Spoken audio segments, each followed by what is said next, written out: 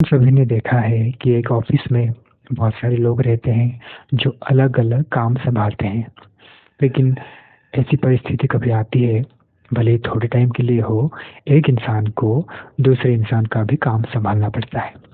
कुछ ऐसा ही हुआ था स्वर्ग में। ये प्रथम सतयुग की बात है। उस समय किसी कारणवश भगवान विष्णु को, जो पालन करता है, उनको यमराज का भी काम देखना पड़ा। और जब वो उनका काम देखने लगे, उस समय कोई भी प्राणी का मृत्यु नहीं हुआ। कोई भी प्राणी मरता नहीं था, लेकिन जो प्राणियों का जन्म है वो साधारण तरह से चलता रहा।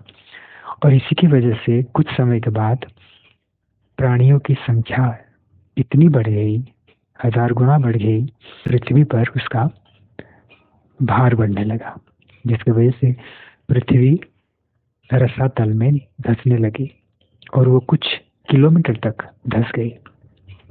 फिर इस भार की पीड़ा से व्यथित होकर पृथ्वी ने विष्णु के पास गई और बोली कि प्रभु, इस जीव जंतुओं के भार की वजह से मुझे बहुत पीड़ा हो रहा है और मैं इसे संभाल नहीं सकती, और इसके वजह से यह संसार का बचना मुश्किल है। कृपा करके मुझे बचाइए। फिर भगवान श्री हरि ने उन्हें सांत्वना दी और वराह का अवतार लिया। उस अवतार में उन्होंने अपनी एक ही दांत से पृथ्वी को धंसने से बचाया, और पृथ्वी जितना किलोमीटर तक धंस गई थी उसे वापस उतना किलोमीटर ऊपर उठा लिया, ताकि इस संसार की विनाश ना हो।